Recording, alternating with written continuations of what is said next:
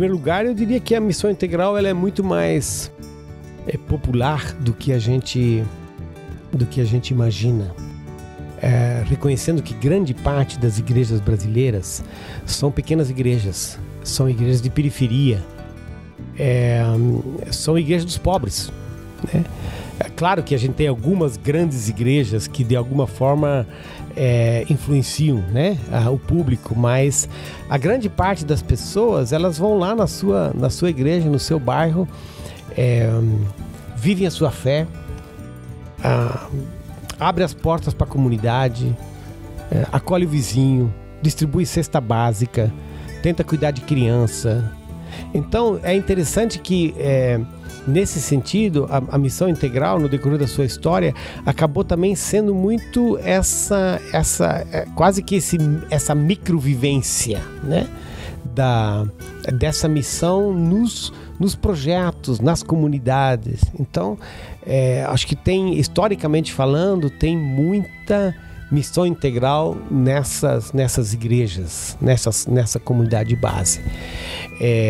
Acho que também que a gente tem hoje um crescente número de igrejas evangélicas, igrejas maiores, que estão envolvidas com uma compreensão de missão que a gente diria busca ser integral, né? Na igreja onde eu sou pastor, a gente diz que a gente tem 4 áreas fundamentais. A gente precisa estar envolvido na construção de igreja, edificação de igreja. A gente precisa estar envolvido com missão transcultural. A gente precisa estar envolvido com plantação de igrejas. E a gente precisa estar envolvido com construção de cidadania, com projeto social, né? E essa provavelmente seja uma das áreas onde a gente esteja melhor que em algumas outras, né? Então, acho que tem muita igreja fazendo missão de forma integral. Mas eu apontaria para dois problemas, 2 desafios, não é? Um é que, historicamente, eu acho que a gente poderia dizer isso, que alguns de nós que fizemos parte historicamente falando, desse movimento da missão integral, a gente teve dificuldade de popularizar isso, e a gente também teve dificuldade de achar os caminhos para uma igreja mais carismática, mais pentecostal, e que acho que a missão integral nesse sentido ela sofreu dessa limitação de ser ainda muito cerebral, muito limitada a esse segmento do povo evangélico. Então a gente tem uma tarefa grande pela frente, né? O meu outro ponto que seria mais crítico, que a gente precisaria refletir, é que a missão integral ela não é boa como produto de marketing, não é?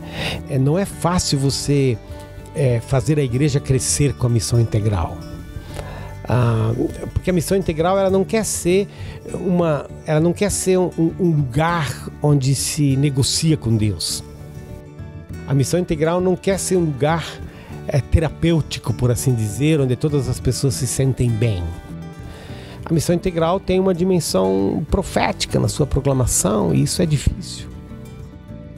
Então, as pessoas não gostam muito de ouvir falar, hoje mais ainda, as pessoas não gostam muito de ouvir falar de justiça, de ouvir falar de compromisso com o pobre, de serviço.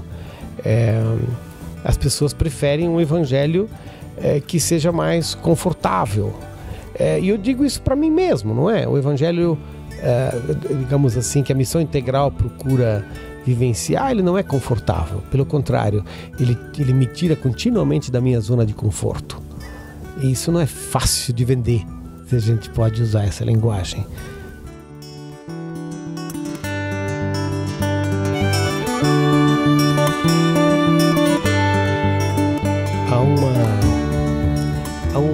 Há um encontro de líderes cristãos mundiais que se fez há uns anos atrás.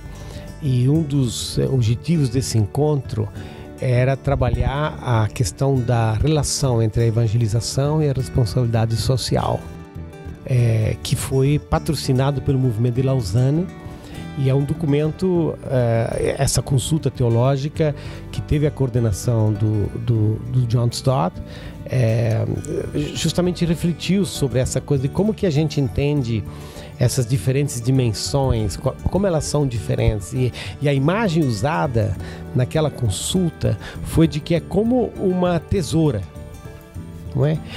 Onde uma banda da tesoura, por exemplo, você podia dizer uma banda da tesoura tem a ver com a evangelização como uma proclamação verbal, mas uma outra banda da tesoura tem a ver com o serviço.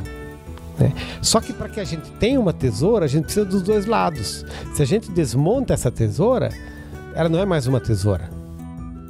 A missão que Jesus nos deu, ela é essa missão, para usar essa imagem, dessas duas bandas. Nós temos um compromisso de compartilhar o Evangelho de Jesus Cristo. E isso precisa ser feito de forma também, que a gente diria, cognitiva, né? De a gente entender, verbal. Mas esse Evangelho de Jesus Cristo, ele nunca é o Evangelho de Jesus Cristo se ele for só teórico. Ele precisa ser prático. Como que ele é prático? Ele é prático na medida em que as pessoas se convertem, na medida em que as pessoas mudam de vida, na medida em que os pais começam a beber menos e investir mais dinheiro na família, na medida em que o machão pai de família de repente convida a esposa para orar na mesa, na medida em que os filhos começam a ir para a escola com regularidade. Então essas dimensões, de que a gente está falando? A gente está falando de questões sociais, não é? De questões de ajuda na área de educação, na área de saúde. Mas essas questões não estão desvinculadas do Evangelho. Então, por assim dizer, ajudar o pobre não é nenhum defeito. Ajudar o pobre é uma grande virtude. Jesus nos ensinou isso. Claro que ele nos ensinou a fazer isso de uma forma ampla, completa, não é? Um texto do Evangelho que eu gosto muito é quando Jesus, ele está no barco, ele chega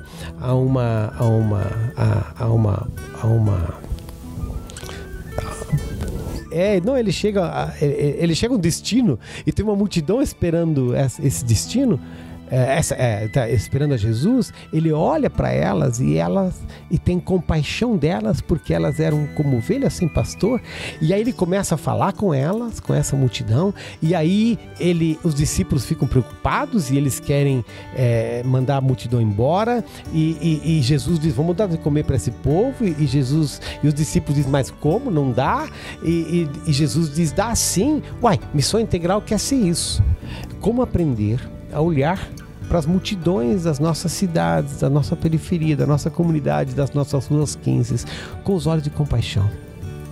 Como enxergar elas, não apenas como número, mas como pessoas. Como que compartilhar com elas uma vida, não é? Que traga um novo significado. E como estabelecer uma relação onde a pessoa pode ser alimentada, pode ser cuidada, pode ter uma casa, e que tudo isso é fruto do Evangelho de Jesus Cristo. O que o Evangelho faz é bom. Nós que ficamos nessa mania de querer separar uma banda da tesoura da outra e acabamos destruindo muita tesoura, né? Então, muitas vezes eu acho que essa acusação de que ela é só uma coisa social, ela é a acusação de quem realmente não conhece a história dessa caminhada da missão integral.